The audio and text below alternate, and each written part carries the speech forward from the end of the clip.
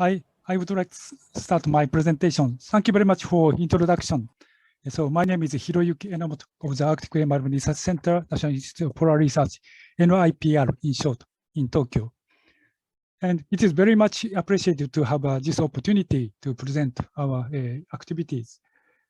And the title is Prospect of the Collaboration with SIOS Remote Sensing Earth Observation to Promote Research in the Arctic. So my first visit to Arctic is Svalbard. And I was also opening ceremony or opening time of the Japanese station in New Orleans in 1991. And since then, so I, not every year, but visiting sometimes to the Arctic. And since 2011, I moved from Hokkaido to NIPR in Tokyo. And then I have more opportunity to work with New Orleans or SIOS and Svalbard activities. And today I have the material to present with the collaboration of my co-authors from different institutes who already visited Svalbard or who are now willing to come to Svalbard. So I would like to start my talk. And the main title is towards the scientific collaboration.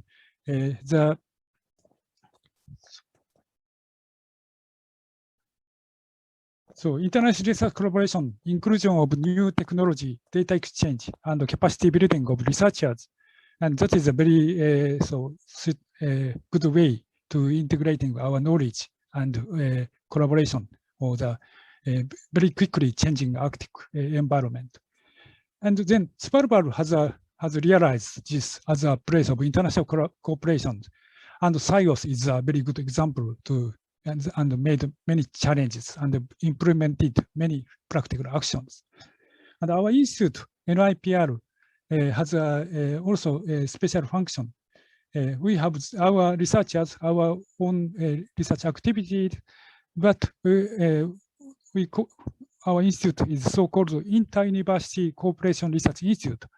Through our institute, we are sending many researchers to Antarctica and Arctic. And through this function, we support sending many researchers to go to Svalbard. And NIPR is one of the SIOS member organization. And we aim to realize broader international exchange and joint research works. And this is a brief introduction of our institute. And so we are doing global climate change from Arctic atmosphere and ice. And so we put ground-based remote sensing of cloud and cloud, aerosol, and water vapor in the Arctic. And high precision continuous measurements of greenhouse gas and atmospheric oxygen, nitrogen, and snow and ice process and monitoring. We put these greenhouse gas equipment in Raven station in New Orleans. And yesterday, so last week, our researchers visited, and today they came back from New Orleans to Longyearbyen to check this instrument after the very long absence to visit stations.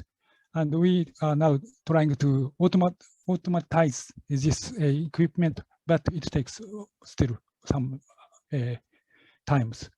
And understanding Arctic ecosystem and its response to climate change is also important research work. And understanding linkage between space and Earth atmosphere by remote sensing techniques.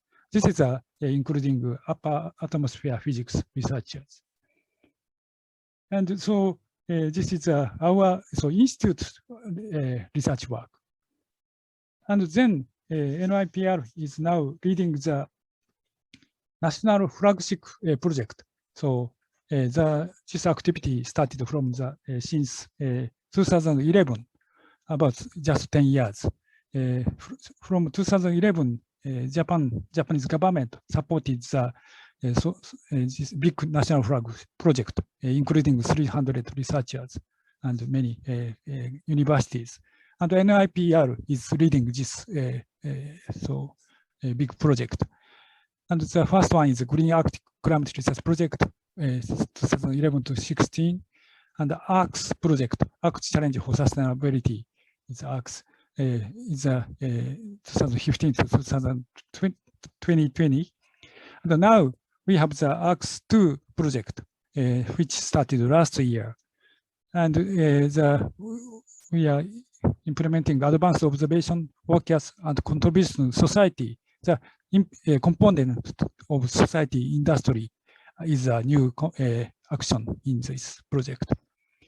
And also international rules. So rule making, the national research evidence is very important. That is an ongoing project. And that is a 5-year project.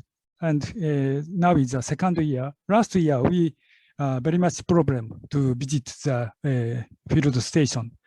And we are not sure the second year, this year, how is the situation. And this is a very worry from Asia to go to Arctic regions.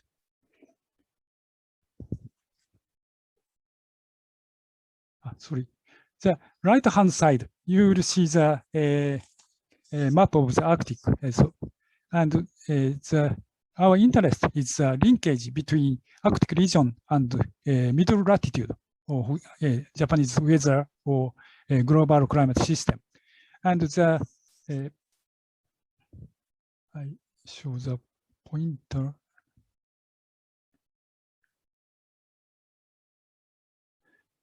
Here is a yellow box. Svalbard is here.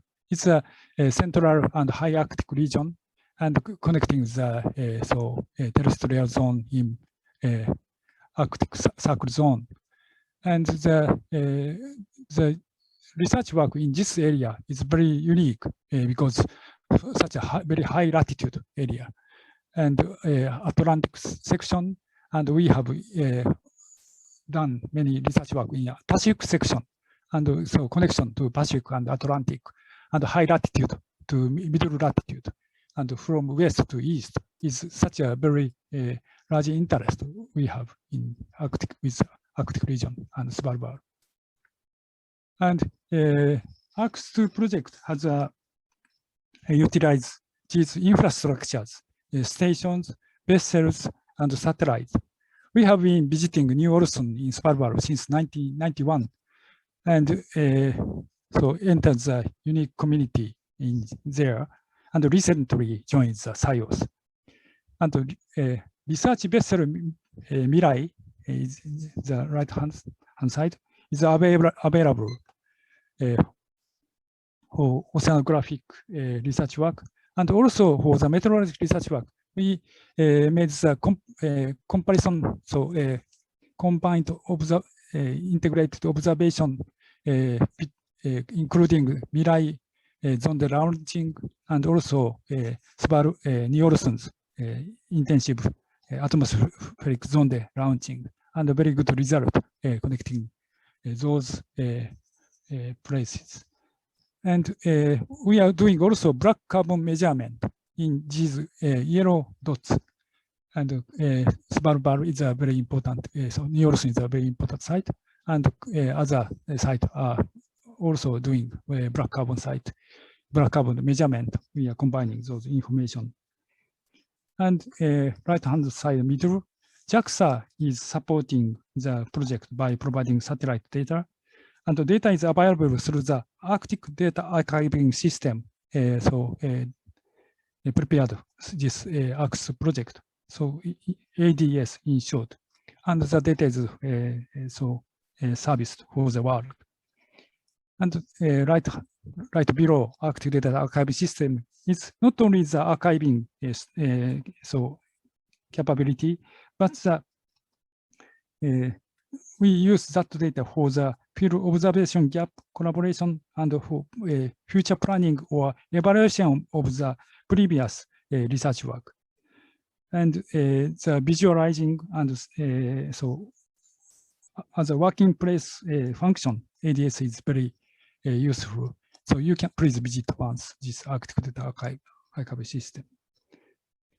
And our programmers is very happy to make some instruction of how to use the Arctic data archive system, especially for the early career researchers. And I'll show some example of the monitoring and by the passive microwave remote sensing of snow and ice. And so our member is visiting many countries and many areas, and including the, also Svalbard is a very solid research point. And the microwave, through the microwave remote sensing, so AMSA2 and AMSA-E data, we are monitoring those sites. And left-hand side, you will see the many area, and here is the Svalbard. Inside of Svalbard, recently we set up these 10 sites. So it's due to the interest of the ice cap or a big snow and ice field. And we are monitoring these sites in 10 sites in the Svalbard Islands. And because the passive microwave is very sensitive to the existence of the water, when snow started to melt, such a very high jump of signal will appear, and very easy to detect the snow melting. And this passive microwave is very often used to the monitoring the snow and ice melting. And this is a record of the last, so about 20 years. So starting from 2002 for various places. This peaks showing the melting period in that year. So continuing this 2021, we are accumulating those monitoring data. And if you have interest to use this data, please send me your observation position, longitude, latitude. Then we can start monitoring your site and provide the data for you. And the portable microwave radiometer is very useful. We are bringing this sensor on the ice sheet, on sea ice area or forest. And because of the pandemic, we abandoned to bring this sensor to Svalbard last year, but we are expecting we can go to the field in Svalbard with this sensor. And then I switched the sea ice observation and in the Arctic and focusing the Svalbard Island area. And passive microwave, using the passive microwave, we can track the ice motion by pattern matching. So by using pattern matching microwave image, we can trace the sea ice movement. So usually that technique is used for the forward tracking, where ice will go by following the ice signal by passive microwave. But this image, which you are now seeing, is maybe something strange. This is a backward tracking analysis. And you can see yellow dots. This is at first started from the 20,000 particles of the covered by some days, and start go back. And then this blue dot is the original point of the where ice start. And yellow is still moving, and that is still looking for the original place. So starting from here, and very careful tracking. So the Dr. Kimura from the Tokyo University can track this ice motion about 730 days last year. Now they are expanding more tracking period. So long-term tracking to the backward is now possible. And so as from expedition by Fridtjof Nansen, the where ice will come to the Fram Strait or over North Pole. So we can now trace back from the from Strait to the original place to starting the float. And the ice can bring the materials, many different impurity or materials. So the information is will be useful for many research works. And this is a short, brief introduction of these techniques. So it's I skip so this part, but velocity concentration is possible to through this analysis. And interestingly, thickness is also possible by analyzing the convergence and divergence and accumulation of convergence will bring offer the index of the ice thickness information. That ice thickness information is very important for the so strength of the early spring times sea ice in the Arctic. How long they can survive in summertime is very much depending on the sea ice thickness. So ice growth in winter time. So this techniques was used for that forecast later in this presentation. And this is some example of the accumulated divergence and convergence. And the red color part, upper one is divergence, and below one is the convergence. This part is both red convergence and divergence because this is a very active zone, and both convergence and divergence is happening in this region. And by convergence, sea ice can grow and gets the thickness. And since 1972, satellite microwave sensors have observed a continuous image of the sea ice. So we have very long history of the sea ice coverage, but the thickness information or ice process is still very few. And this is one so challenge to analyze, try to analyze the ice thickness or ice process during the winter time.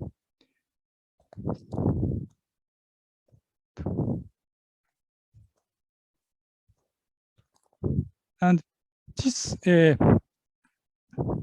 a series of the from last so recent 5 years image. From 2017 to 2021, the upper panels shows ice. So, sorry, this is a divergence convergence, and this image is the age of the sea ice.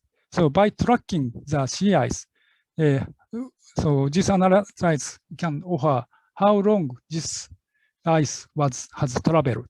So only 1 year or 2 years or 3 years. So in maximum 3 year so tracking was done.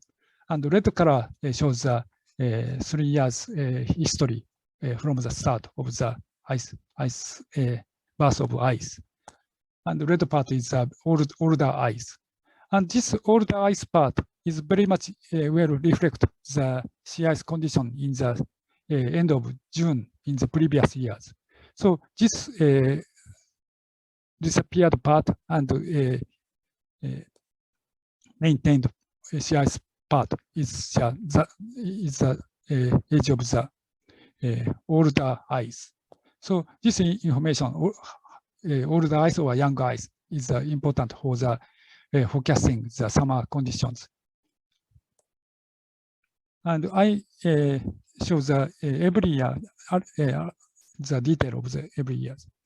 And this is the case of 2017, end of May. And the color shows the age of the ice. So red color is the older ice is starting from here and taking a long time to arrive from Strait. And the green is 1 to 2 years, and blue is a very young sea ice. And this is the case of 2017, and this is 18. Different the Svalbard has opened here, and not the older ice is touching Svalbard Islands. This is the case in 2018. And 2019, again, older ice is touching the island and covered well this coast by sea ice. And this is 2020, and so older ice is also approaching the Svalbard Island. And this is the case. So just last week, so end of the May, Dr. Kimura analyzed, so calculated, finished the calculation of the last so winter seasons. And this year also has a wide range of a little bit so older ice, but no red or orange colors, older sea ice here. And so this using this so information using as initial conditions, the Kimura group is doing the sea ice forecast in the summer, in the coming summer season. You can see here is the date. This year is a future date. It's forecasting ice reduction in summer season. Blue and yellow line is evidence of the last year. And this white colored part is forecast for coming months. And Svalbard here, and early, so in August, it's open between here. And finally, maybe in the middle of September, we will have the minimum sea ice area in the Arctic. This is the 10th September forecast. And second or third, second from the small record, smallest record will be, so is expected from this analysis. You can check in this September how this condition was, this estimation was good or bad. So the forecast was so updated every month, and you can visit this part. And we are very much welcome your comment and very detailed observation of these areas. And as a co-author, we had the JAXA Earth Observation Center researchers, Dr. Kachi, and she kindly provide, and also our colleague, Meteorology Research Institute researchers provide their activities in Svalbard or related data. And GCOM-C satellite, it's a Global Climate Observation Mission. C is a climate.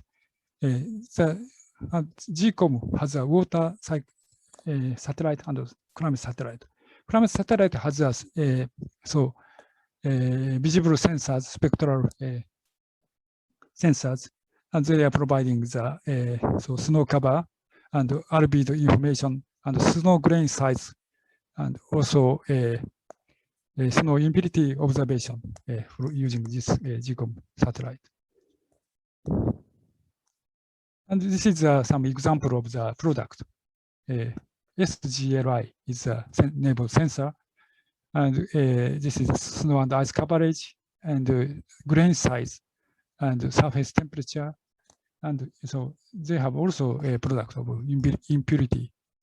And to validate or looking for more good techniques to retrieve the albedo and also grain size and also impurity, Dr. Tanikawa set up the GSAF ground-based spectral radiometer system to Nielsen. The sensor will rotate and can look upward and look downward, and started in 2012. And this is some data example of the spectral albedo and snow grain size and impurity. Upper part is the snow grain size. It's increasing in late late spring season. And impurities information is here. And depending on the heavy snow year and the less snow year, there is some certain difference. And the JAXA researchers provides a very recent image of this SGLI obtained in the 9th of May this year. And also, JAXA researcher provides a synthetic aperture radar, so pulsar, to in the AROS satellite, AROS 2 satellite. This is a previous image in 2014 and composite of the 14 and 15, and marked this ice glacier part and this near the a glacier near coming from the ice field, Olaf 5 Island, Olaf 5 land, and they noticed this new signal from this part. And so it's a composition of the last September, November, and this January. So if you have any field information in these areas, so we would like to ask the field information from your side. And we check using the passive microwave, what is happening that spot. And this is the summer melting season. It's a winter time, but even in winter, there is a heavy, big spikes. It's increasing of the temperature and also wintertime melting or rainfall in wintertime. So we didn't know. Currently we don't know what's happened there, but we want to talk with you. And future mission satellite, JAXA satellite. I briefly introduced that their plan. And now it's here, and the operating satellite is here. And in the future, they have AROS 4, AROS 3, and ASCARE, and GOSAT is a greenhouse gas observation, and with the passive microwave sensor together. And this is the future missions. And this is AROS 3 with optical sensor, and AROS 4 with sensor aperture radar with a more wide observation SWOT with higher resolution. Is a good combination in AROS 4. And this is ASCARE. It's delayed very much, but we are looking for the this satellite will be operational for the cloud Doppler capability and also cloud profiling radar. And this is GOSAT greenhouse gas mission satellite. That is planned to 2023 for launch. Thank you very much for this. Is my concluding remarks. So we worked with you, SIOS community long time, and focusing the Svalbard. But we at the same time we are looking evaluating the Svalbard information as a very important message to all Arctic region.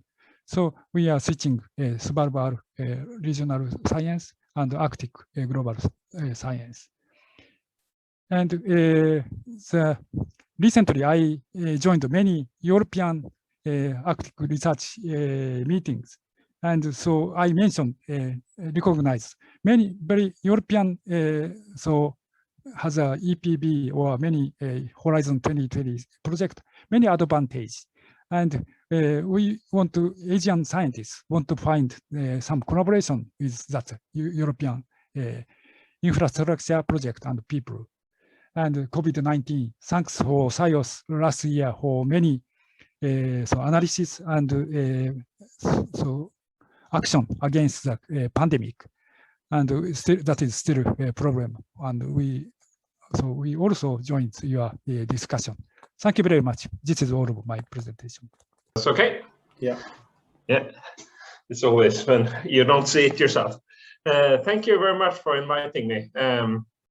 So today I'm going to talk about airborne remote sensing, as we also now have migrated into manned aircraft platforms. And I'll talk about some of the history, but also what we have done with airborne remote sensing on Svalbard, and a little bit about the opportunities and limitations when it comes to aerial data collection in Svalbard. Going back in history, 15 years ago, we had our first drone campaign in Svalbard. So this is in 2006, where we took this drone up as a part of a hyperspectral remote sensing class that Fred Signes at UNIS was offering. And we were having a hyperspectral imager actually in that pink addendum to the drone, as you can see. And at the same time, we actually had a hyperspectral imager also in the Dornier, but at that time in the door. Now it's in the pod. So it's not new using the Dornier for aerial works and scientific work on Svalbard, but thanks to SIOS, we have now a permanent installation, so we could gather this type of data on a regular basis. Yeah, so, but drones in themselves are... Hey, sorry, Rune, your slide seems to be too big for the screen, so I can only see the center of your slide. So some of the edges are cut off. I think then you have to look at the setting on your Zoom screen. It seems to be the same for other people as well. Okay, because you should be able to select fit the screen.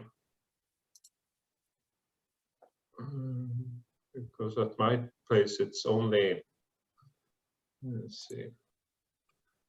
I can see it now. You see it now? Yeah, it fits on the screen now, thank you. Okay, yeah.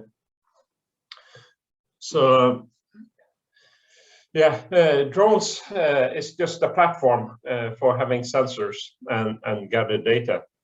And you also only gather some data, and usually for scientific challenges, we need to know more than the drone data. So the drones need to be part of a larger observation system. So as you could see from this picture, combining drones, surface vehicles, vessels, and in situ stations is what will give us the full picture. And this is also much of the thought about SIOS, is to be able to combine satellite remote sensing, drones, aircraft, in situ measurements to gather all the data that is needed for system science modeling. But of course, operating drones it's more than just the scientific enthusiasm for doing exciting things in the field. Flying drones is in many ways also a fun, and as you could see here, could be beautiful. But the main issue anyway is actually to gather data. And even though the drone technology has developed a lot over the last 15 years, you don't see that much regular data capture with drones yet. And that is partly because it's still fairly immature and labor intensive. Also it's always been difficult to get data to do time series. And doing time series with drones would have a certain cost, even though you would collect quite unique data sets. I believe it will come more. It will be more intelligent. It will be more automated. That would reduce some of the overhead cost. The platforms are becoming more and more robust, and also facing the challenges of the harsh weather, icing, and so on. So within the next 5 to 10 years, I expect to see drones much more used. But it's taken its time. But we do see a huge potential.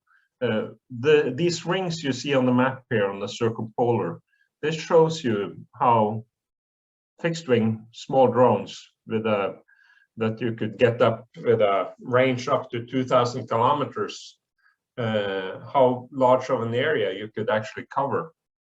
And placing them at key bases around the Arctic, you could cover a huge part of the Arctic and do measurements that you can't do from satellites, and also you can't do from the fixed bases. So it extends our knowledge and also into the Arctic Ocean, and also the representativeness of the point and the research spaces would then be better understood.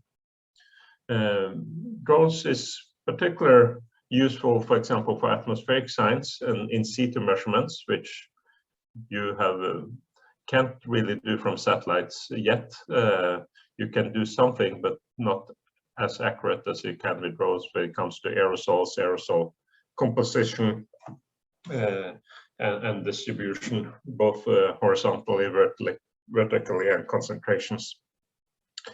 And also, not at least in the cryosphere, measuring in mass balance, the glaciers, you could fly radar sounders, for example, to get data that you won't get from a radar satellite. So, but the combination is quite often good, because coupling the drone data with the satellite data allow you to tune the satellite products than with the knowledge from the in situ measurements by the drones.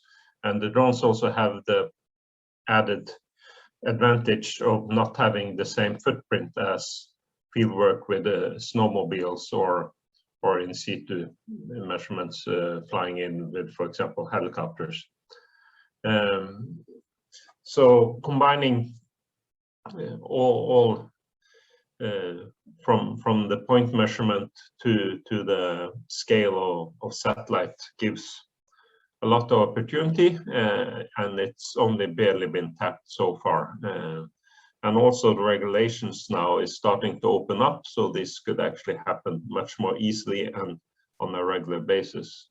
And I'll get back to that. Talking about drones, it's a lot of different platforms out there.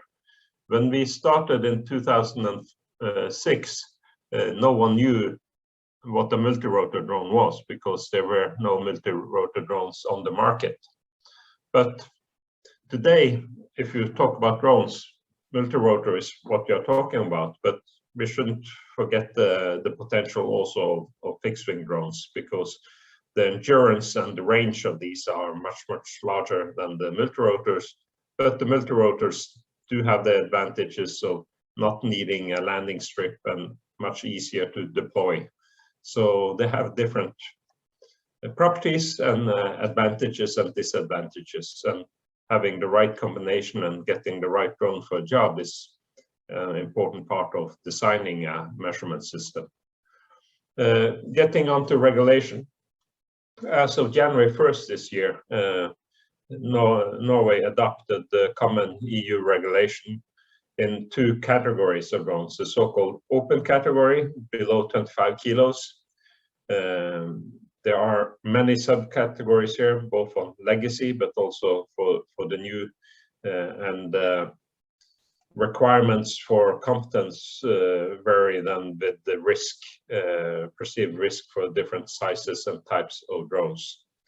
But this allows at least anyone from an EU country that has approved open category drones to easily also use them on Svalbard. Though there are some requirements that comes in addition when operating on Svalbard, which are important to be aware of. We also have the specific category drones currently also being allowed to operate, but this specific category is based on approved operations There are a couple of standard approved operations, and otherwise you have to make a special application, and based on a specific operation risk assessment, so-called SORA, you might then be allowed to perform the operations that you plan, which you have to do if you are going to operate, for example, beyond line of sight or above 120 meters above the ground. But this specific category doesn't cover all types of drone and operations. And there's supposed to be another certified category, but it's not ready yet in the European regulation because the requirements for certifications haven't been approved yet. So currently we have the old Norwegian regulation and so-called RO3, remote operated operator 3 category is still valid, and in a transition period it will be so until the certified category is in place, but that requires a specific application to the Norwegian CEA to become approved RO3 operator. So that takes a lot of effort to do, but still there are some hurdles. For example, if you are a state institution, the aircraft that you operate might be considered a state aircraft, which means you have to have a diplomatic clearance. So you have to apply to the Norwegian Department of Foreign Affairs. Also there are environmental limitations. In national parks or preserves, you have to have a special approval from the governor of Svalbard. And also flying aircraft, helicopters, but also drones, you also have to have a permit from the landowner to land and take off. And that even for small drones, that's still the case, even though it's not really practiced always. But one should be aware of that. And for example, Kings Bay as landowner of the land around the ocean requires then that you get a permit from them and an agreement with them for operating drones. And also, if you operate on Svalbard, the airport office or the control, both in Longyearbyen, but also if you are in close proximity of the ocean, would like to be informed about the drone activity. And if you are within this 5-kilometer zone, you actually have to have an approval as well to the informing. So now I'll give some examples. For example, this is done by a drone actually 8 years ago with a big fixed wing, where we made a 3D model of Kronebreen. And we repeated this with a few days in between to actually then look at dynamic loss from the glacier. If you combine this with, for example, radar measurements and optical measurements, you could also start looking at the layering of the snow up the glacier if you want to look at the mass balance of the glacier and also movement of the mass balance lines. But pictures from drones could also be just as beautiful as they are useful. So this is breaking of the fjord ice in Kongsvegen, and we could see how waves interact to break up the ice in this case. But we could also use it to detect icebergs. This iceberg, it's hard to see from how you see it now, how big it is, but it's actually almost 40 meters across. So it's a fairly large iceberg, and we are flying at quite some altitude here. And of course, these kind of icebergs could also be a threat to maritime transport. But one of the interesting sensors, of course, drones and cameras are very widely used, and there's a lot of applications. But making specialized sensors for drones is really what expands their use and usefulness in a lot of applications. And in this case, one of our scientists have developed a ground-penetrating ultra-wideband radar that we could fly and measure the snow on sea ice. But we could also measure lake ice thickness and determine whether you have first-year ice, multi-year ice, or second-year ice, though we can't measure the thickness of sea ice due to the salt content. So here's an image of the drone and also of the specially designed antennas. So this is 0.7 to 4.5 gigahertz ultra-wideband frequency drone, and we get the resolution in the snowpack down to a couple of centimeters, which means we could also look at the layering and density variations in the snow. And for example, see if there's ice layers in the snow. And one of the goals is also to look if we could use it to assess snow avalanche danger. And as you could see here, we also mounted a motor on the antennas to stabilize them to get better quality data. So this is image flying over a lake, and you could actually look at the air, the snow on top of the lake ice, and then you see the lake ice and you see the ice water interface in the lower part of this image. And in this case, we also dug down a human target and a metal target in fairly wet snow, and we could still detect this human target 1.5 meters below. But we're also looking at ways of processing these data better to be able to identify the target, for example, by using synthetic aperture radar and to process, so we could get more image of what is down in the snow, which is, for example, if we are going to use it for search and rescue, it will be very useful to be able to differentiate between types of targets, whether it's a human or if there's a snowmobile that's under the snow. So, but this is another example of a payload. This was NOAA PML. They had 2 campaigns on Svalbard in 2012 and 2015, measuring aerosol and characterizing aerosol and soot. And they flew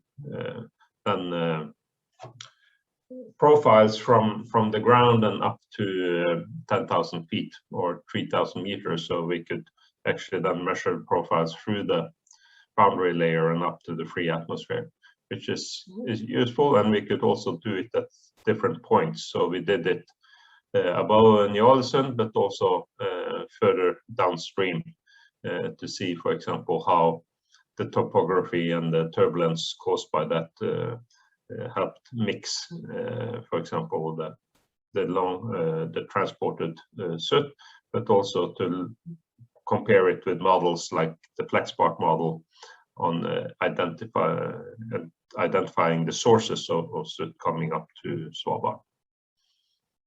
So this was the instrument package that we had on board the Manta.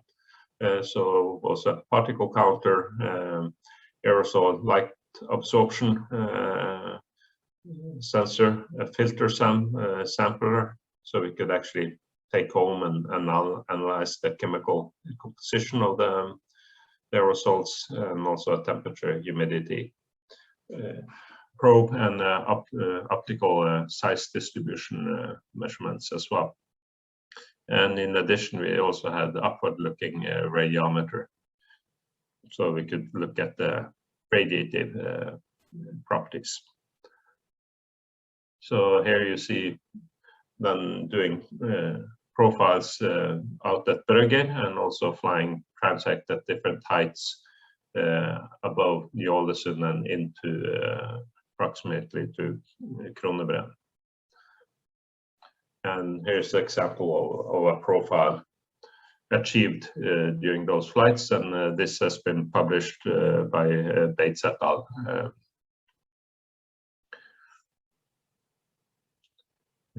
But it's not only atmosphere. We could also use imagery and also then look at image processing methods like artificial intelligence to count, for example, bird populations. This picture is from the opposite side of Earth at King George Island and counting penguins. But the potential is also for Svalbard, counting, for example, seabirds and also marine mammals. As if you look very good up into the left upper corner of this image, you could see some elephant seals laying on the beach. And at this case, we flew at 400-meter altitude, so the animals didn't really notice the drone.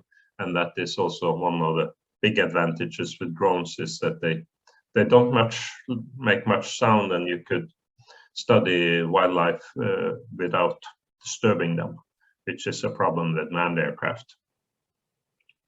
As I mentioned, the vision for the future when it comes to aerial remote sensing in drones, both in the air and on the water, is to make this self-configuring and optimizing modeling system, where actually the models take control of the drones and put them and makes measurements where the measurements contributes the most to the quality and reduction of the uncertainty in the modeling.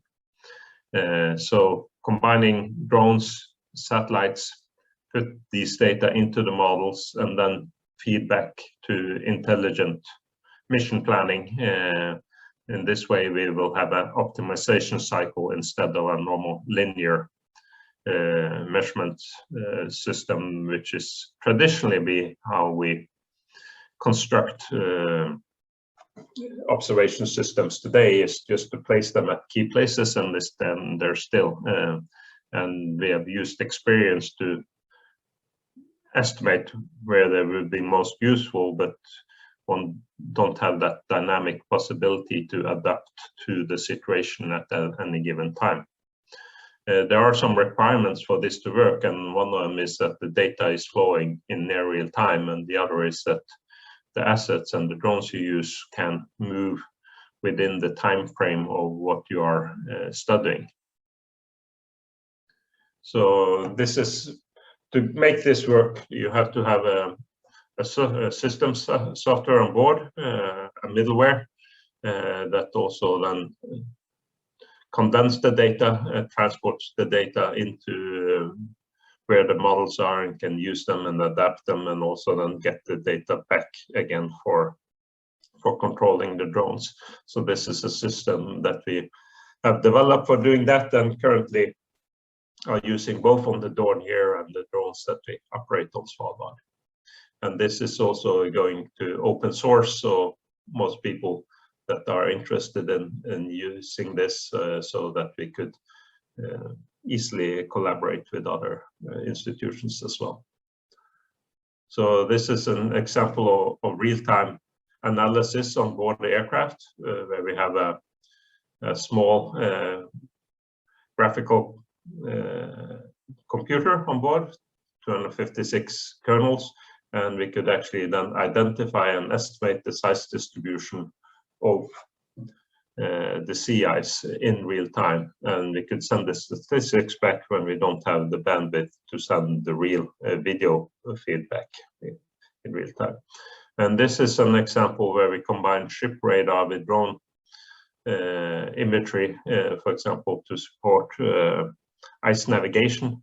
And we see that the drone, especially when you move away from the ship, can see things that you can't from the radar, but the radar helps us identify, for example, ridges, and we also work on making better sensors on board the aircraft to measure the freeboard, because what stops the ships are the ridges, and that's really what we need to know, how thick are the ridges, but the other are the openings, so we could navigate along the leads. So having this system work since we have very limited bandwidth away from Longyearbyen, we also look at how can we use drones and aircraft as relays. Now with the radio systems on board the Dornier, we are actually able to put the Dornier up at 10,000 feet as a relay, and we could actually run broadband data from anywhere on Svalbard back to Longyearbyen if you are using this radio system. That, from a safety point of view, that allow you, for example, to run even telemedicine from Nordøstlandet and back to Longyearbyen. So and you could see here the radio antenna is behind the optics on this pod. And the Dornier is Norway's only research aircraft at the current, and also the first passenger aircraft that has been fully equipped for remote sensing. You have some that measure meteorological parameters, but not really carrying remote sensing instruments. And Agnar will talk more about that in his talk. We have a hyperspectral imager and an aerial camera on board, and we get very accurate and high resolution data from this package. So this is an example also, since SIOS is sponsoring data collection, scientists can apply for getting data for areas they have of interest. And here's an example, not from the Dornier, but from a drone from 10,000 feet above Ny-Ålesund, and show you how you can get very high resolution, high quality images also from drones.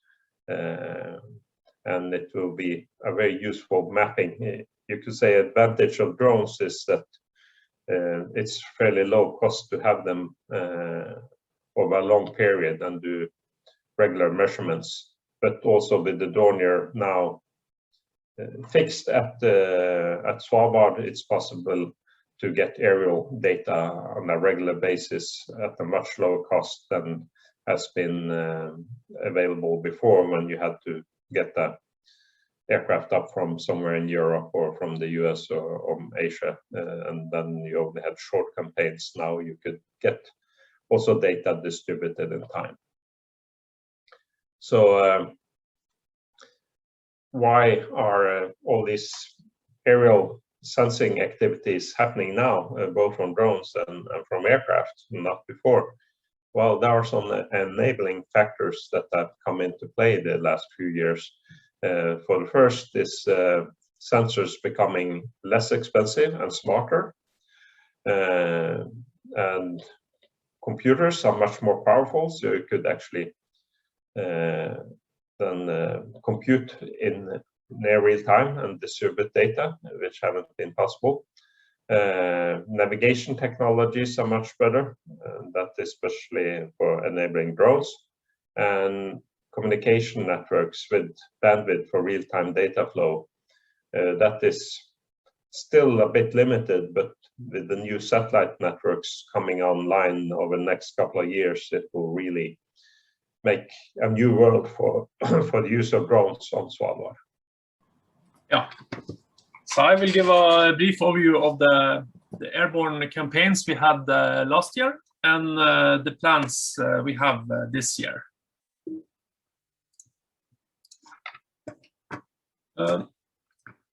We also learned something from last year, and I will come back to that. And we have also improved the system quite a bit. So last year we had 4 campaigns. The first one was in the beginning of June, 9 to 15 of June. The weather forecasts were great, but when we came up, it was not so great anymore. So we had to repeat the campaign again, 19th of June. And then we had one in July, and the last one was in September. And on the right here, we can see the coverage from the camera on board the Dornier. So each little square here is the footprint on the ground.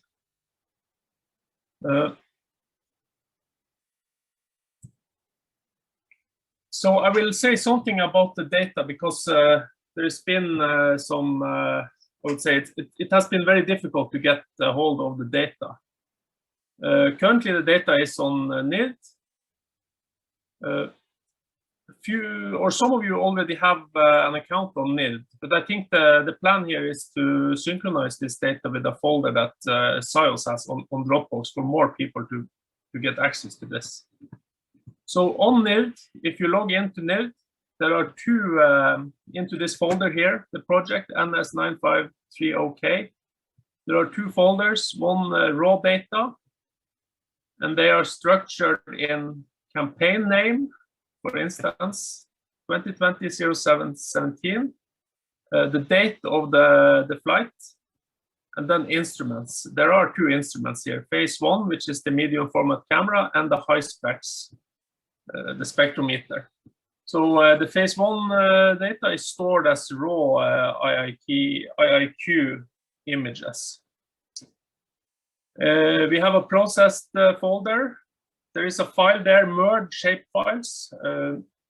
That is a list of shapefiles showing the coverage of each instrument. So it's possible to use these shapefiles to identify the folder and the images for your area of interest.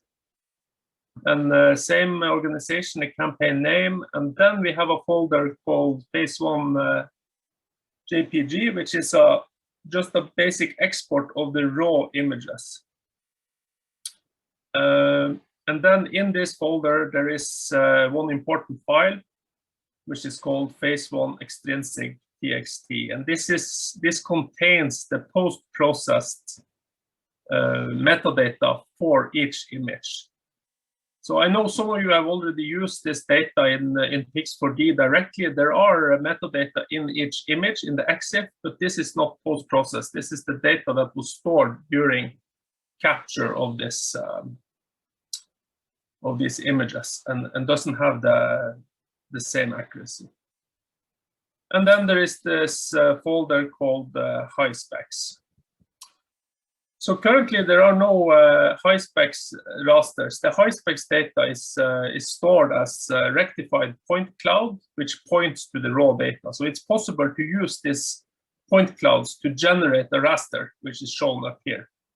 But the problem of generating these rasters is that the size of the data increases significantly. So somewhere between 5 and 10, depending on the resolution you use. So the full resolution shown here is 30 centimeter ground resolution per pixel, and there are 186 bands.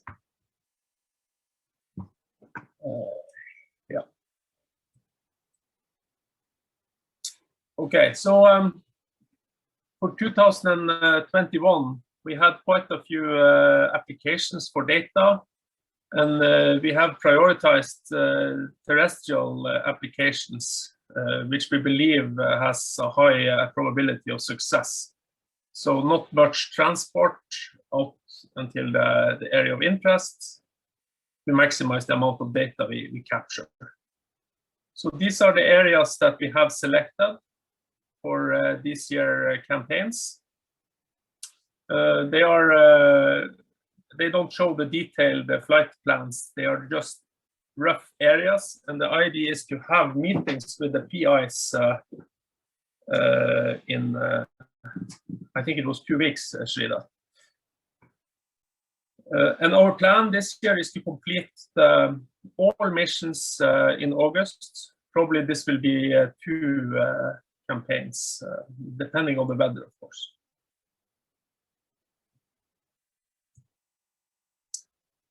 So there was, last year was the first year with this system, and there was a lot of learning to be done, especially regarding the weather. So the weather didn't care much about my planning, and the forecast regarding cloud cover and cloud altitude wasn't very good. So at least one of the missions, the first one in June, was not a success, I would say. And then we saw that, so usually when we are when we have done vegetation mapping with cameras or spectrometers, and even cloud cover is really good. But the flight we had in September over Lomonosovfonna, we had cloud cover, and quite a low sun. And I would say the contrast on these images is not excellent. And then the last mission we had last year was 15 to 20 September. And I would say it's a bit late because it limits the amount of hours we can operate. And also we saw that when the sun gets low, we should really increase the exposure time on the hyperspectral camera, and then compensate by flying higher. So, for instance, over Agnar in September, we flew at 3,000 feet due to the clouds, of course. But ideally, we should have doubled the exposure time, and yeah, being able to fly higher would have benefited a lot. So the reason for flying higher is that when you increase the exposure time, you get motion blur on the ground, or the pixels are bigger. So that is why you can fly higher. And then there are some key improvements to mention. One is that we are now able to directly communicate with the autopilot, or the pilots are uploading these missions to the autopilot even when we are in the air. So no more punching of these flight cards that we did last year, which was a really tedious work. They had to be done manually, both the flight cards and the planning, and each waypoints had to be punched into the autopilot manually. So this was a tedious job. Yeah, and we also had issues. For instance, we planned these missions beforehand. So, for instance, when we planned to fly at 6,000 feet, and we realized that we couldn't do that and had to fly at 5,000 due to cloud cover, we lose overlap on the ground when we fly these lines. And yeah, now the processing software is finally working, and we are able to get this data processed, hopefully during the campaign, but most likely just after it. I think I'm going to show, if I can show my screen here.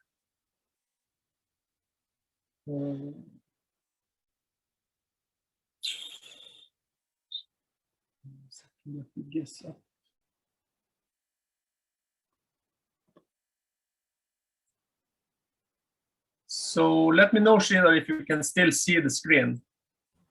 Yes, I can see the screen. Yeah, okay. So this is the shape files I talked about, that comes with the data. So it's in the same, or it's in the processed folder. QGIS is very slow. You probably know that. So this is the mission we did for Sirpa outside, I think it's called Negri-Breen Glacier. So using these shape files, it's possible to identify where the images, or what images are here, and they are given by name, and you can also get the path to the image, and then there are this metadata which is stored also in the shapefile. So this is the post-processed metadata, which should have a high degree of accuracy. So we have used the GNSS ground station in Longyearbyen, and we know that when we fly further out than 25 kilometers, the accuracy degrades on the GNSS navigation solution. So I can just add that people that have used this data, they have used it to generate mosaics in Pix4D, and Pix4D can read the JPEG data directly and also the text file with the camera parameters directly. Okay, thank you, Sridhar. Hello, everyone. It's a quick description of our project, KoHoDEM. I'm running out of great acronym ideas, so it's just Kongsvegen Holtedahlfonna DM 2021, repeat of what we did last year. And that's, yeah, so the mass balance glaciers that we work on in the Ny-Ålesund area include the two smaller glaciers, which have been measured since the 60s, and then larger glaciers, Kongsvegen and Kronebreen, Holtedahlfonna. So Kronebreen is the tidewater outlet glacier, and Holtedahlfonna is the ice field that feeds it. And next show a picture from a mountain overlooking these two glaciers. And they have quite different behavior. Kronebreen, as you can see, is very fast moving. It's moving at orders of meters per day. And I'll repeat that. This is over the course of one summer. And then you can see Kongsvegen is not moving at all, practically. It's moving more like a meter a year. And the reason for that is that Kongsvegen is a surge type glacier that is in its quiescent phase. So a quick reminder, a surge glacier is one that undergoes periodic advances. Something happens at the base of the glacier, which has to do with increasing water pressure, and the glacier slides out, advancing out and becoming thinner in the upper part and thicker in the lower part. We know the last surge because we have a good record of front positions of the Kronebreen-Kongsvegen system. And if we look at the distance along the center line, we see that in sometime just before 1948, the glacier front advanced by several kilometers, sometime just after World War II, quite likely. And so we know from other glaciers on Svalbard that the repeat cycle for surging is on the order of decades to many decades, or even 100 years or so. And we have been waiting to see whether Kongsvegen might surge sometime on my watch. And I've been measuring speeds on this system of stakes here. And I'll show stake 6, which is the equilibrium line. That's the average annual velocity at the center, at the equilibrium line. And you can see that sometime around 2014, the speed starts to increase. So clearly we're in the start of a surge sometime around then. But we're not there yet. It's still only 10 centimeters a day. Once we have a surge going, we expect speeds on the order of a meter a day or even more, so 10 times as fast. So we've caught this in very, very early stages. And we want to monitor that progress of that surge. One way we've been looking at it is we have GPS on board our snowmobiles as we drive around. And so we have a long time series of measurements on the surface of the glacier. And we can use that to construct a map of DHDT, the change in elevation. And it shows the expected pattern for a surge glacier, where the front of the surge glacier in its quiescent phase is thinning and the upper part is thickening as it becomes steeper and steeper in anticipation of its next surge. But this is a very crude map, and so we would like to have a series of DMs. That would be really better. Here's a DM made by the satellite Pleiades, a high resolution satellite from 2018, and I'm comparing it to the DM from the Polar Institute, made 9 years earlier. And it shows the same pattern of increasing in thickness in the upper part of the glacier and thinning in the lower. And then if we compare the Pleiades with Arctic DM from the previous years, we can see some interesting things, which we think are actually our signal, where you have patterns of thinning and thickening that are very local in nature. And we can see this on the ground, and we can see that on the stake measurements. So it's really crucial for us to have highly accurate DMs in the coming years as the surge develops, so we can watch these small packages of ice move. And yeah. So another thing as part of this project is documenting the location of glaciers, or of crevasses on the glaciers. 2020, as everyone knows, was a very warm year, record warm in Ålesund, and that led to high melt. And this is in the upper part of the small glacier, and in an area where we never see crevasses in most years. But because of the extreme melt, then it melted off the snow and the fern that was filling those crevasses. And then on Holtedahlfonna, these exposed crevasses they're really quite large. These are 3 or 4 meters wide, and sometimes even wider. So also part of this proposed mission is to document the location of such crevasses for our safety as we traverse the glaciers. So the main aim of the project is to construct high accuracy DMs and orthophotos from the photos obtained from the Dornier platform, and compare them to the DMs to older DMs that have been made through the years. And then just quick recap of what happened last year. We had the September 15th, we had the Dornier visit us. And this is an orthophoto. You can see there's some sort of haziness. This is a Sentinel-2 image from the same day, and it shows that there was some high clouds, but still we were able to construct DM. This is the one that we made, just throwing everything into Agisoft, and we can compare that then to another Pleiades image, also from last year. So, and in the upper part of the glacier, it's actually from the exact same day. So it's a ground truth, if you will.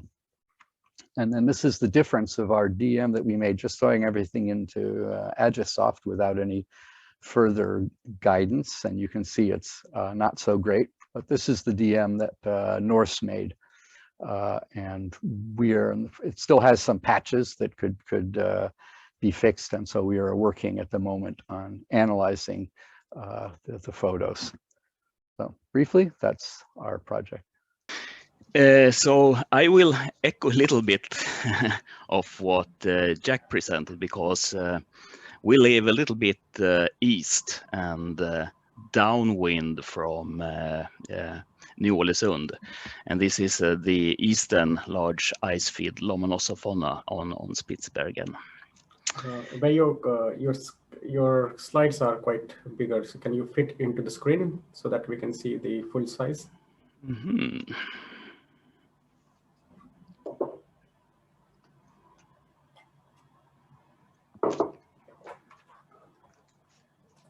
Is that better? Yeah, that works. Yep. So we have almost exactly the same ideas to study the dynamics of Lomonosovfonna, as Jack presented for Holtedahlfonna and the 2 glaciers that Kronebreen and Kongsvegen. Although we have different background, and with that we will look at the data a little bit differently. So for us, is the highest priority not surging glaciers this time, it is mass balance. So this glacier, Nordenskiöldbreen, has been we have been started a mass balance study of it 2006, and with time we were exceeding 13 years of mass balance records when the COVID hit us and we were not able to get up on the ice field and measure the stakes and measure the properties of the ice.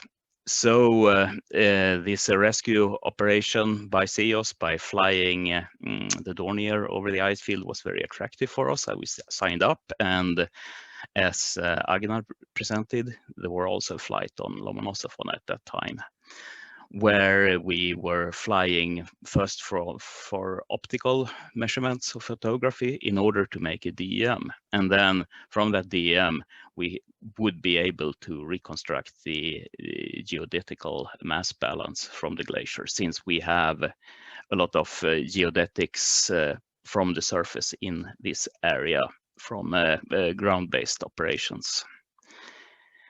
So that was the idea with the flights from last year to reconstruct the last year's mass balance. Although we don't have access to the data, so we have not been able to look at it in the same way as Jack yet. Another idea we had to help us to understand the mass balance, and that would be the glaciological mass balance, is to also use the hyperspectral imager and get all the parameterizations out from that and reconstruct the albedo pattern over the ice field. And we have a series of weather stations over the ice field. You can see that the 3 orange dots, and at least that one is still operational. So with the radiation parameterizations from that, we would then be able to get a better hand of the albedo and then turn it into our energy balance model and calculate the mass balance. And the third idea we have is also to detect crevasses along the routes that we drive, for instance along Nordenskiöldbron, but also the main highway that goes from Sassendalen and covers the long direction of Lomonosovfonna northwards.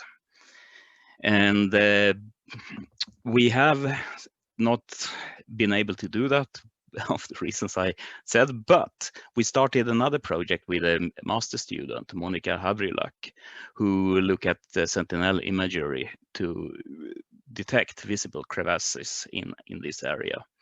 And she did a really nice job also to detect the surface strain of the ice field, that is the motion of the ice, and from that derive the stresses, and from that derive the potential for crevasse opening. So could also see where crevasses might be hidden beneath fern and snow.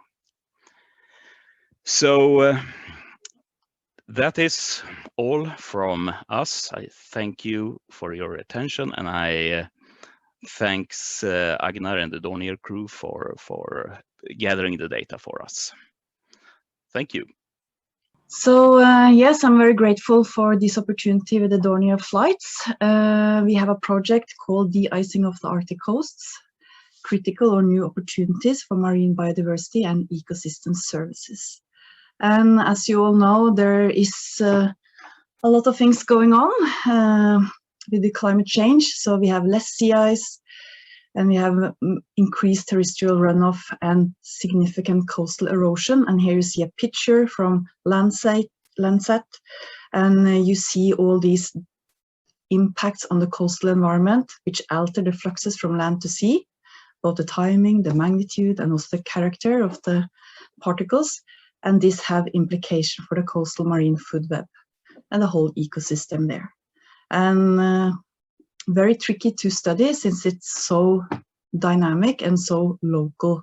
So here we have been looking into the possibility to use remote sensing so we can have a bit more large scale study of these. This project is actually many partners and all over the Arctic, and especially we have the Quebec University with Simon Belanger and his postdoc Rakesh Singh, who has the remote sensing of these coastal areas. So they have been much involved in this work together with a master student we have, Daniela Walsh. In addition, we have Amanda Poste, who is a PI of this Terrace project, where land meets seas. And she is also PI of this Fresh Fate, which is going on, where we continue studying these highly dynamic coastal areas. This is a Fram Center funding. And we have the opportunity, we are very grateful for that, for master students who are eager in sampling, so we get more data points. Because the main aim of this project is to calibrate and validate the satellite image data with in situ observations, and this to improve remote sensing as a tool for studying the highly dynamic coastal environment. So most algorithms today is mainly based on more oceanic environment and is not then very appropriate for the coastal areas, the nearshore areas. So the site we have been focusing on is Adventfjorden, since it's very close to the university here in Longyearbyen. And we have a systematic grid of test stations there. And we do in situ measurements of surface water. So the really surface, like taking it actually with a bucket. And even if the best would be to take just the upper 2 centimeters, you know. And we do that when we know that we will have a Sentinel-2 fly hour and hopefully have a clear sky that day. Difficult to plan, that's for sure. And we also have the opportunity to get these Dornier flights in addition. And then we are not so depending on a blue sky, of course. So here you see a schematic of the stations we are sampling regularly. And so a bit more closer to the river. And then we have also this A6 ESA station, which is a time series station here at UNIS, that is in a way like a reference point. Here's some preliminary data, high variability, and here just showing 60 data points from Adventfjorden so far. And we just, or Daniela's work this, and she did a calibration or a validation of the satellite images and the in situ data. And by just these 60 points, they managed to reduce the error with 20%. But as you see, still a 30% error in the data. And here's just a satellite or an image from July last year, which was a very warm July. And we had a lot of heterogeneous material coming out in Adventfjorden, seen here as very dark red. And then you see there are very patchy. So in the middle of the fjord, we have very little of suspended particle organic matter here. So very dynamic. Future plans is to do some more ground truthing data. We need more data to try to reduce the error even more. We will link these field and remote sensing data to the continuous monitoring data from the SIOS buoy in Adventfjorden that it's run by Kai Sørensen at NIVA. So we actually do regular sampling at this buoy site to have more calibration validation data. We haven't yet included the Dornier imaging surveys that was done in 2020. We are, you probably need some help to get access to this data. And it's nice to hear the talk to Agnar before our talks today.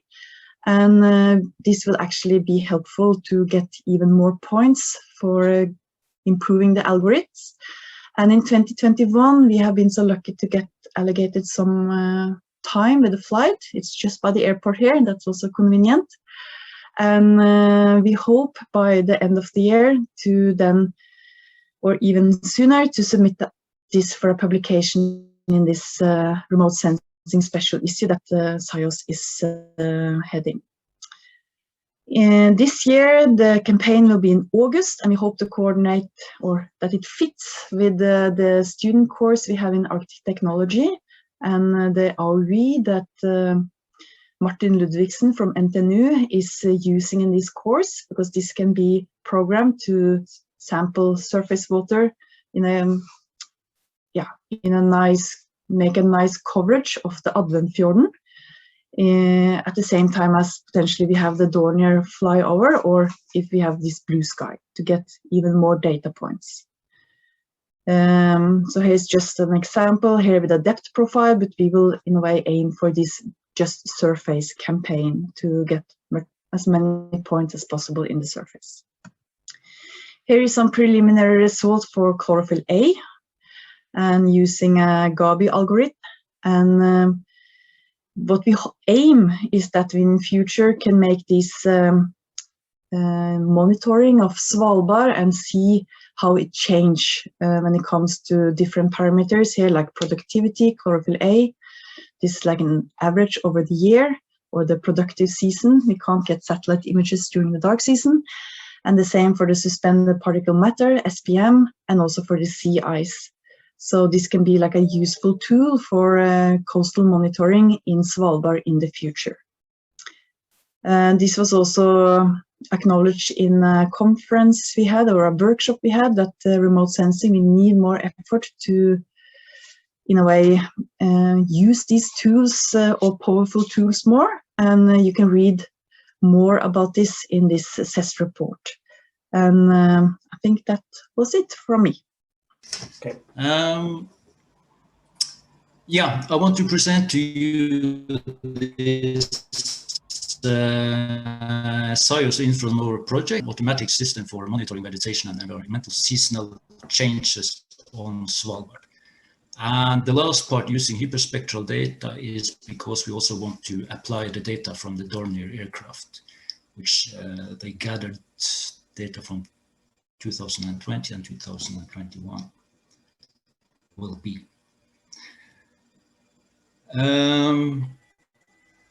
I give a brief presentation on how we are thinking about using the data. I won't present any result because we have a hard time getting the data and figure out of the data.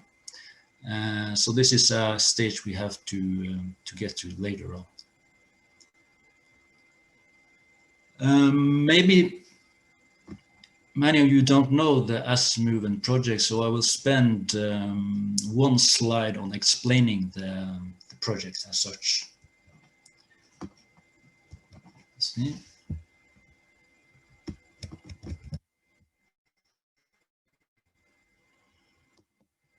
Yeah, okay.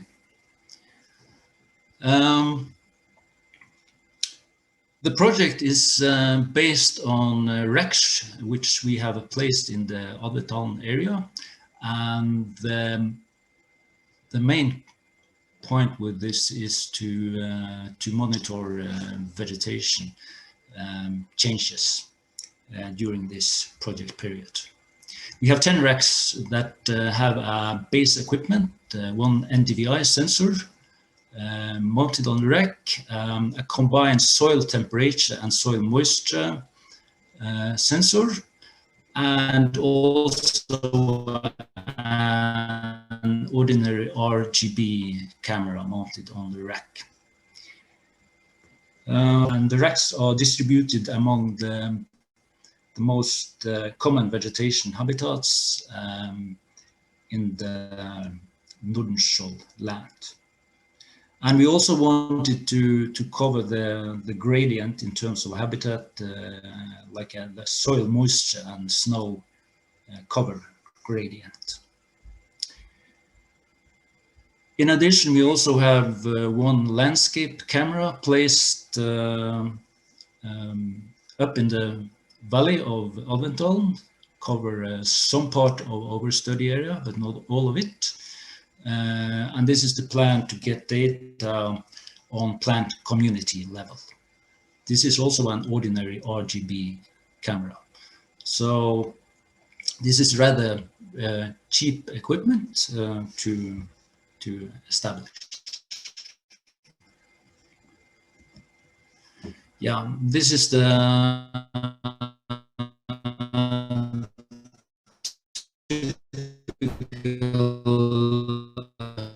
plant community we have discovered and distributed them, as I said, along the view. We are interested in the data from here. And as far as I know, it's 186 channels ranging from, so it's expanding our normal use of remote sensing data from maybe 3 to 4 channels to maybe 15 channels, 286 channels. And this make a challenge for us as well, but also very interesting data to look into. And this is an image showing the study area we wanted to be covered by the Dornier expedition, mainly from the Eastdamen area and up to the Brenosa mountain, just below the Gruve 7 area.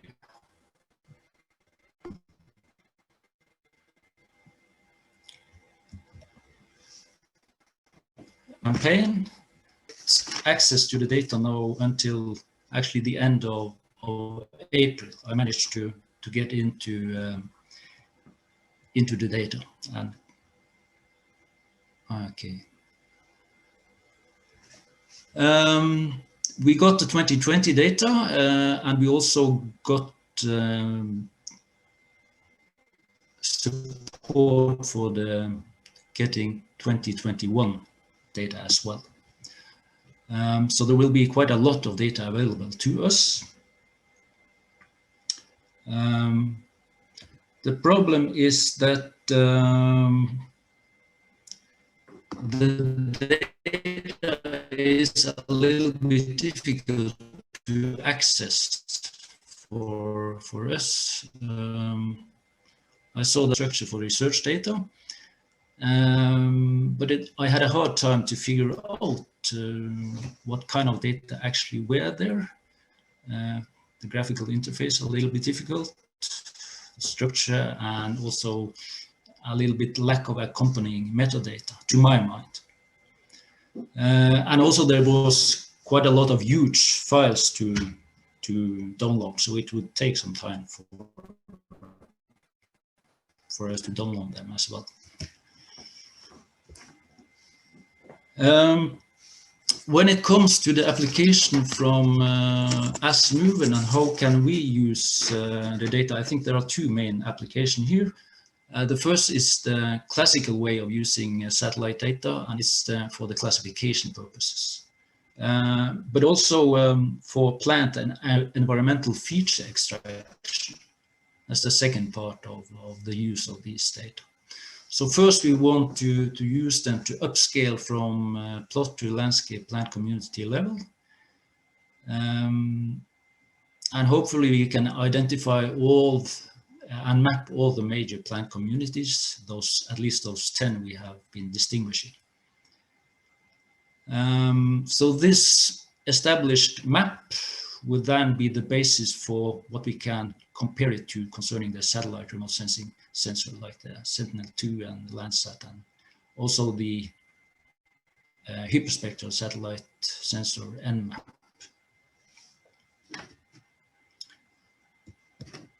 Yeah, the second one is, of course, we also need to know something about why do things for study area. And for this one, I think the hyperspectral data will be a good source of information. It gives us many more features to map, and also environmental things we can include in our study. When it comes to the plant species feature, we can also take a look into the individual species distance, different plant communities. Or we can also focus on functional group distribution, and condition of this group, and vegetation. When we want to explain the changes, we need to know something about the ecology, ecological and environmental disturbances. And this also includes extreme weather condition, moisture, temperature, and dieback of vegetation because of ground icing, for instance, and general habitat degradation. There could also be insect and pathogen outbreaks. And maybe also invasive species will be an interesting point to look at this with this data. Now the problem here is that well, I can't talk for all of us as botanists, but we don't have very much experience with the hyperspectral data. I guess many of the basic things we do with multispectral data can also be done with hyperspectral data. But there is a huge amount of data, and maybe there are some new methods for analysis, and we probably also need more and stronger hardware for working with this kind of data. So I think for sure, at least I will be attending the SIOS course on the application of hyperspectral data on this autumn in September. Okay, that's about all from me. My name is Tømmervik, and I'm working at the Norwegian Institute for Nature Research in Tromsø. And actually, I presented more or less look-alike same presentation last year about the vanishing van white, which is research of Norway funded. Research Council of Norway funded project started in 2019, and this is actually the presentation that about the Airborne remote sensing campaign in Svalbard to 2021. And as you see that Lennart Nilsen is also a researcher here, and also we have our postdoc Rasmus Erlandsson and PhD student Erik Osmo Finne and Jarle Bjerke, who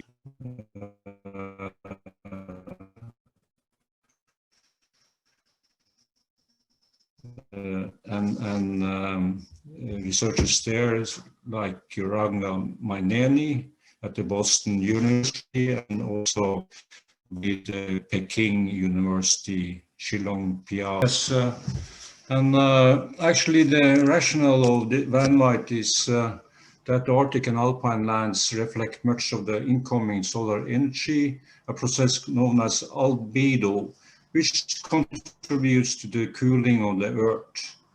And the potential of using pale high albedo vegetation in climate regulation is incompletely elucidated.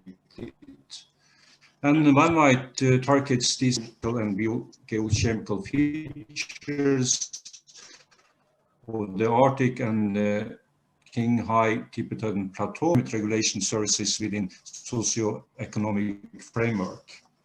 The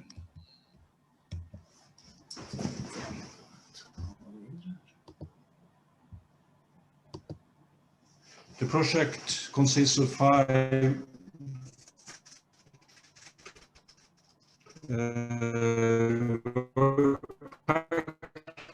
packages, and like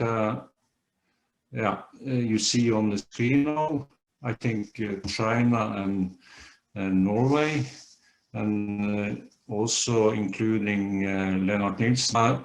Here we have the vegetation map of Svalbard, and for instance, like the lichen-dominated communities that can play as a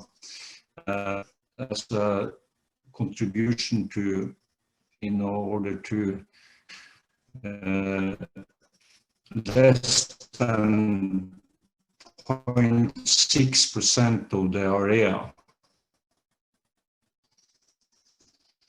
and therefore it's important to detect and monitor such vegetation. And one of the challenges that we have is, but next.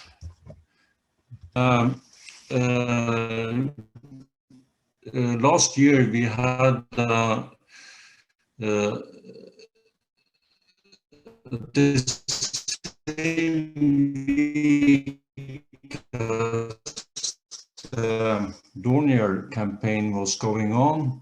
Right there we had a team of consisting of 4 people, including there with the meter measuring on a ridge with quite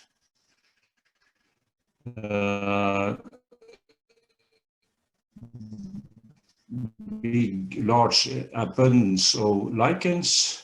Vegetation is, this was conducted both on Koraholmen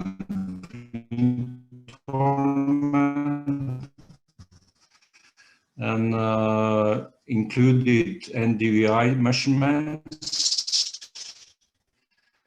albedo measurements, and carbon flux measurements. And analyzed donor data, but we have analyzed, for instance, the NDVI. As you see on the left side, there is a linear regression, which is overall dependent on the cover of pale lichens on Svalbard. And as you see, happen to see that small amount of lichens, about 0 to 5%, but and can you please conclude your talk? You are running out of time. 50, 60. Then actually the NDVI is greenness is reduced. So no, and we have actually the relationship between the surface and the Sentinel-2 is very high. The next, which is in the up north in Svalbard. Next is the last one is there, and actually doing the same there, but we have no recent fieldwork there. But anyway, there are many lichens up there. End of the presentation. My name is Ingrid. I'm a research engineer at the Norwegian Polar Institute, and I'm going to talk about our SIOS-funded project called How Many Reindeer? Animal Detection with Unmanned Aerial Vehicles in the High Arctic. I'm presenting on the behalf of our team, Virve Ravolainen and Åshild Pedersen from NPI, Mathilde Lemolek and Richard Han from NTNU, and Audun Steen from UIT.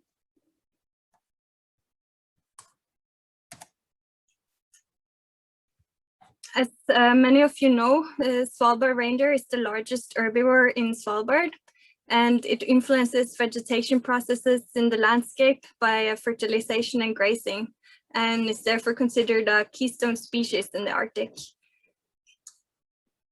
The Svalbard is also actively hunted in selected hunting areas around Svalbard, and for these reasons, Svalbard reindeer is counted annually in these hunting areas and also in other localities around Svalbard.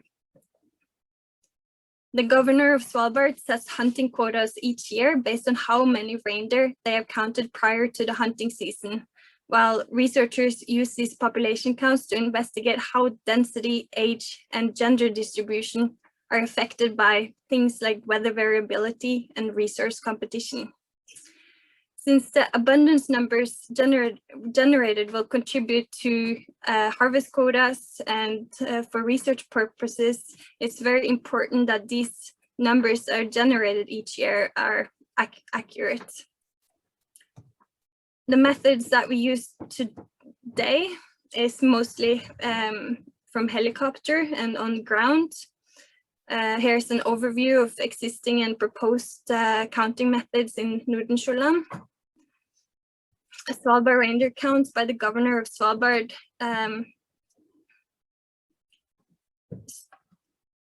has been done in Nordensjøland in all the major hunting areas since 1998, for about 20 years, while observers on foot have been counting reindeer in Reindalen and Adventdalen, and we have quite long time series from these valleys spanning over 50 years. There's also other areas in Svalbard that are being counted, but this is in Nordensjøland and the objective of our study. The density and abundance has been carried out using various methods, depending on which institution is counting, and there's absolutely a need to quality assure and merge these methods. In addition, the current counting methods by human observers from helicopter and on ground are costly and logistically complex, and uncertainty exists in how accurate these methods reflect the annual Svalbard reindeer population. Unmanned aerial vehicles surveys are increasingly seen as a safe, convenient, and less expensive alternative to ground-based and helicopter and airplane count surveys. And we want to test whether this new technology can help reduce the human footprints and solve some of the logistical issues that comes with the existing annual reindeer counts. Therefore, our main aims of this project will be to investigate whether drones can be used as an alternative or complement traditional population count methods. In addition, comparing density estimates from traditional methods using helicopter and observers on foot with population censuses generated by drone imagery in the same areas would be important. Lastly, this is part of a larger project to quality assure and assess the existing population count methods and develop a protocol to be used for Svalbard reindeer monitoring programs, such as for KoHoDEM and NORCE in the future. This will be very useful and important to both KoHoDEM, which is at the core of the SIOS land module, and the governor of Svalbard to find methods that can reduce the human footprints when counting.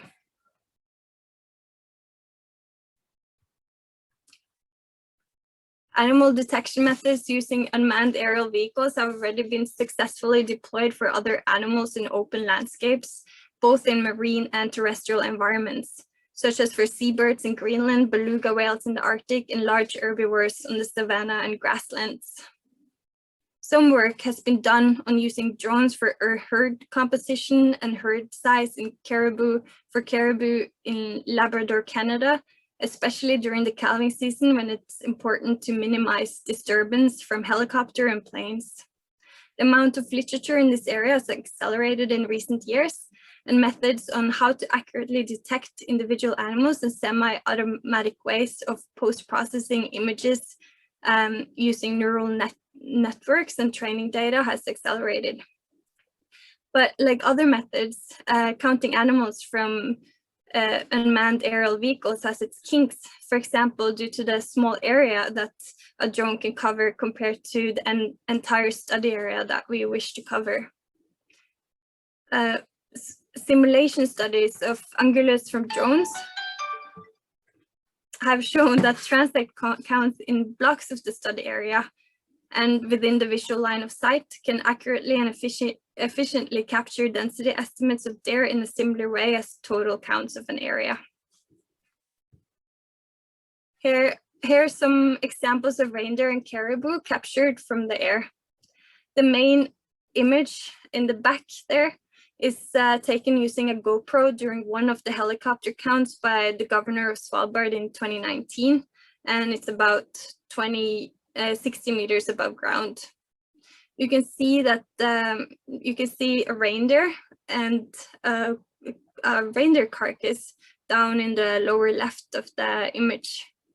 Of course, drone imagery will provide much higher resolution to these images, making it possible to zoom in and perhaps detect specific features of the animals, such as body size and antlers. Challenges exist, such as landscape heterogeneity and the size and the color of the study species, which can make it difficult for the post-processing of images. However, we believe that Svalbard reindeer has the potential to be a good study species for a pilot study on animal detection in the Arctic from drones, because they are large, often white in the spring and early summer, and they live in the open treeless tundra landscapes.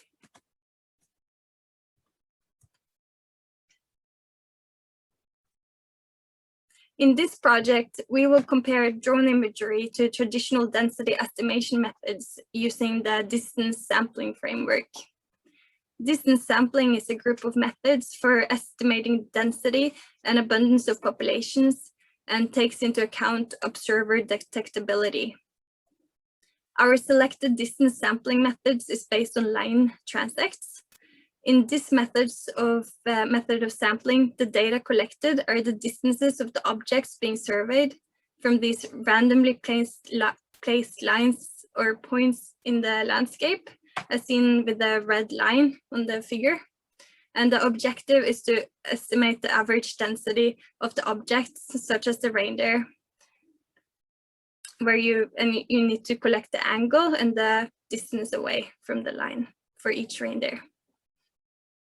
In Svalbard, the distance sampling has been done successfully for counting Svalbard reindeer by observers on foot in several monitoring areas, and it has proven a robust and efficient method compared to other methods such as total counts.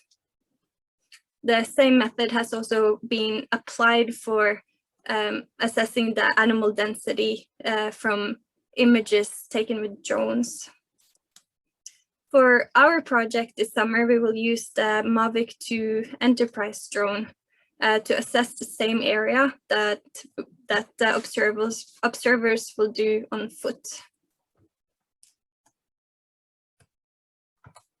So this is our study area. It's in Sassendalen in Nordensjøland. It's a wide-spanned valley containing medium to high density of Svalbard reindeer. We will make predefined transit lines as seen on the photo. It spans the gradient from the wet marshes down by the river to mountain foothills with a distance apart of about 2.5 kilometers. These transect lines will be surveyed on foot by experienced reindeer observers using the distance sampling method. And in the same week, we will fly over the transect lines with drone to take images. Observers can detect reindeers usually at a distance of about 500 meters on each side of the line, which is also the area where we plan to cover with a drone. We will probably fly at a distance of about 60 to 120 meters above ground to cover as much area as possible. The objective of our study is not to cover all the transect lines, but rather to select some lines for method comparison and development.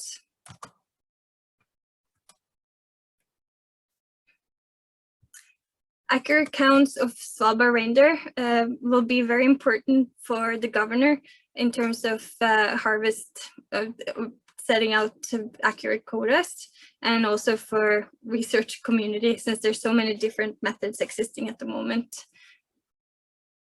The traditional methods are both labor intensive and have a large carbon footprint and costly.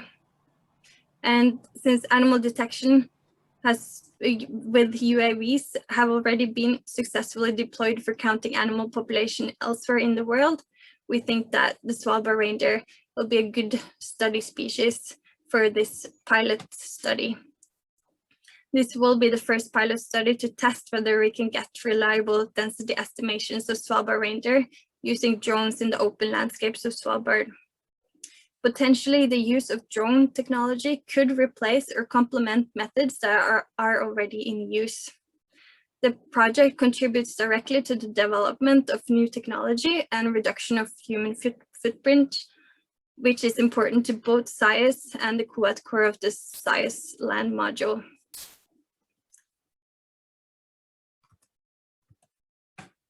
A big thanks to our contributors for funding and help on the logistics for the project. Thank you.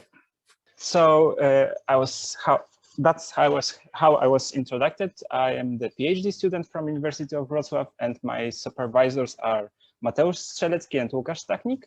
And me, with my research team, we want to make an inventory of glacial lakes in Svalbard. And for the first case study, we choose Kramerbren, which is in the southwest Spitsbergen. And with remote sensing data, we want to provide inventory and to show the annual changes of the glacial lake systems over there in the proglacial zone. So, okay, so what I have done for the first year of my PhD, well, I provide the first inventory of the glacial lakes in Svalbard. And that was actually, it took me like a whole year. And I'm currently under processing the first article for my PhD. And as you can see on the right side of this screen, on my screen, there's a map, and I'm showing the spatial localization of the glacial lakes with development and how they can be typed. So we've got 3 types: ice dams, bedrock dams, and moraine dams. And as you can see, I also put some statistical approach. So you have a median center for the moraine dam lakes on the west part of the Spitsbergen. In the central north part, you've got the ice dam lakes, and most of the bedrock dam lakes are currently on the northeast part of Svalbard. So the first preliminary results from my studies shows that the total area of glacial lakes is increasing. So because this is not for all lakes. This table is for the lakes which have full record of data.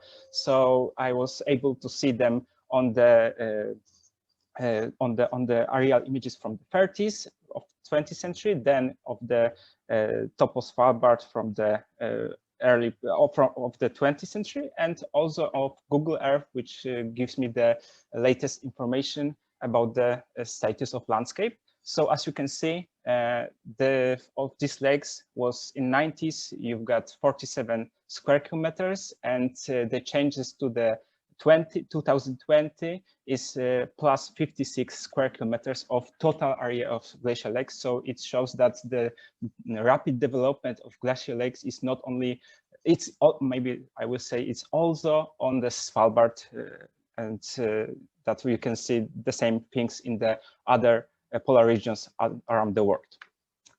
So what I want to do for my case study, Kramerbren case study, I want to integrate in ArcGIS software some data, which is aerial images from 30s, then that digital data from 90s. Then I want to give aerial images from the 2008-2011, sorry. Then I want to add satellite images, including Landsat, etc. It's whatever I will find. I have already a lot of data collected, and during this summer season, I want to proceed them. Then I want to add archival maps, archival photographs, also Google Earth, because it gives a lot of good quality information. And the last part, and actually the latest, will be images from drone missions from SIOS. So it will give me information about the nowadays how the landscape of Kramerbren proglacial zone looks like now. I want to integrate it in ArcGIS software and then make a multi-temporal analysis of glacial lake systems. And by this, I want to show how is change annual and what is their susceptibility for the glacial lakes outburst floods, like annual and the seasonal times. What I made now, it's where the Kramerbren glacial lakes are located. So as I said, it's in the southwest Spitsbergen, and it looks like now it looks like this on the map you can see. and we've got one big lake. This is data from the 90s, and you had one big lake in front of Kramenbrunn, and also some smaller lakes in front of other glaciers in the big glaciers lake systems. And I want to show how they change annually. So I want to give like brief examples how they changed. So here on the upper part, you've got the aerial images from the 30s, and you can see that there was no glacial lakes in this part in front of these glaciers. If I zoom in, I would find some small lakes over here, but this is like a to zoom out photo. And on the left and the right side, you've got aerial images from the top of Svalbard, and they show that the changes are very noticeable. So here, this is the big, should be the big lake. In the 90s was the big lake in front of Kramenbrunn, and you can see it here. And well, from the experience of Professor Zagórski, who is included in this project, who is a supervisor of the Calypso Polar Station, he said that this lake is like drainage annually, so I want to measure that. And there are some other examples from Google Earth. Like I said, they are giving like very good quality aerial satellite images. So I want to find these images that shows these changes, and actually to digital changes of border of these lakes, but also how the Kramenbrunn is actually changing annually and seasonally. So this is my point, and you can see this changes over here. So from the Google Earth, and this another part is from the satellite images, and this will be the biggest part of this analysis, because we've got satellite images from the 60s, and they can be even in the like in 2 or 3 days like after each other. So I can see the very difference, maybe like I can notice the glove events or something like this. So the satellite images will be very crucial for this project. And because this is like a brief introduction to my project, my next steps, which I want to show, is like, because in the coming summer season I cannot go to the Svalbard. My field trip was cancelled because of pandemic, but it's okay. I have a lot of data to work. So what I want to do during summer season is registration and correction remote sensing data. So all of this data which I show, I want to integrate ArcMax software. Then I will digitalize all of the glaciers and glacial lakes in the proglacial zone. So I will have the very detailed information how it's changed, and then I'll make a statistical analysis of this. Then I will visualization. I will make a visualization of multi-temporal changes, and which I want to point out at the end, because it's a big part of my PhD, is to record potential historical glove events, because I think in Svalbard is still not very good analysis problem. And this is how I will spend my summer holidays. So thank you for the attention. So thank you. And first of all, thanks for accepting our proposal. So we have, sorry that I see, I wanted to remove this bar on top.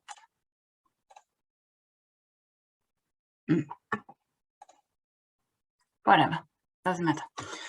So I will first introduce you the object of our study, of our project, are sorted periglacial circles, and this is how they look like. Those circles are basically landform that are form of pattern ground features. Those landforms are formed in the active layer in permafrost soils, And these are formed due to repeated annual freezing and thawing processing. There are different type of pattern ground, as you see in the figure here on the right. Basically, the slope affects a bit the shape, and so, for instance, sorter circle are mainly on flat area, and when you have a more steep area, this pattern ground became more as a polygon shapes or also elongated and also stripes. I will not go much into detail about this, the processing that form this pattern ground and sorter circle, but I would like to highlight a bit the size and the shape of this landform and also the type of material. So what you see here, the dimension basically range is a circle, so it's composed actually of two circles, one an inner one of dimension of 1 to 2 meters. And this is composed of fine grain soil, and you see also a bit of this dark color. And then there is this ring that is basically more like a gravel material, so less fine material. And if you would imagine a cross section here, you would see at the center of the circle, you see this section illustrates a bit what is the type of the dimension and what is also the dynamics. So in the upper part of the circle, there's a point I have. No, doesn't matter. In the upper part of the circle, actually, there is the surface is uplift, and we have a dynamic of about 5 millimeters per year. While at the border of this inner circle, actually, there is the surface lowering of approximately 10 millimeters per year. And then you see this about this movement of this big larger block on the gravel material. So these are moving down here, and those for gravity in the opposite direction. And so we have this continuous change of gravel ring, fine domain, and gravel ring. And as I said, approximately range between the size of, between 3 to 5 meters in total. And so this is showing a bit what is the level of dynamic. So it's very slow process and also very small scale. And for this reason, we need a very high resolution remote sensing data to understand, to monitoring this dynamic. There were previous studies done on this topic, both field measurement, also numerical modeling, and this is where those studies were actually done to better understand what is the dynamic of this circle. And what they show is that we have this kind of convention-like circulation of soil in this direction, as I showed you in the previous slides. And additional also recent study of Cab et al. That are demonstrate that this sort of circle actually are not at the lower elevation are not in equilibrium. And what is the scientific relevance of this sort of circle beside the geomorphic interest of this strange landform? Those pattern ground actually are indicator of present and past environmental condition in cold regions, and also are important in terms of soil carbon turnover. And in addition, so what is important, what we would like also to understand how and if climate change in terms of increasing temperature, high temperature, and also ground temperature can have an impact on the dynamic of this soil sorting and also on the soil carbon stocks or possible release in a cold region. And in addition to that, this soil circle actually, they found some analogies with the polygonal pattern on Mars. So our goal is to better understand the evolution in space and time of a sorted circle and in general of periglacial pattern ground. And what we would like to have is to develop, to understand what actually the spatial scale, but mainly the time scale at which this dynamic equilibrium, these equilibrium conditions are restored, if this happened. And so our research activity it's to study the morphology and the dynamic of the sorted circle at different spatial and time scales. And this we want to link in relation to the topography, to the presence of vegetation, the soil property, and the water content. And here is, so that's the reason why we apply for this aircraft acquisition, because we need very high resolution data to understand this process. Our project is called Cryo-Sort. That is not exactly the acronym of the title project, but it's this understanding this evolution of sorted periglacial circles. And our study area is located in Svalbard, in this Brogenau, or I don't pronounce it properly, this the name of this island, semi-island here. But this is the reason why we use we also wanted to the location of this study area, because Svalbard really was one of the best examples of sorted circle on Earth. And so this is a zoom of our area. It's about 22 square kilometers, and it's approximately 10 kilometers northwest of the New Horizon Research Station. So from 10 kilometers from here where I am right now. And the elevation is about 50 meters above sea level, and we have different type of pattern ground. So we have a sorted circle, but also in a more steep terrain we have stripes, and we also have some polygons. So we have a kind of mixture of different pattern ground, and this make this area very, very interesting. This is the what we requested for. We need very high resolution satellite data that cover large area. So this would not be possible with drone, even though we would have higher resolution data. But so we requested the RGB camera and the hyperspectral images. And so these images will be collected at a fly at about 1,000 meters. And the data set we're gonna have from this flight campaign, we're gonna produce a digital elevation model from RGB images. We are interested in obtain ortho images from RGB and hyperspectral data. And then also we wanted to have topographic information. So mainly slope, but also curvature and the topographic moisture index. And in addition, so we will, from the hyperspectral images, we hope we can collect information about soil property and vegetation and the organic thickness or possible carbon content. We have other remote sensing data available already. Hopefully, we could use the SIOS Urban campaign of 2019 and 2020. I check a bit. I don't know if this cover our area, but partially probably the 2020 campaign. And we're gonna use some Topos Svalbard data.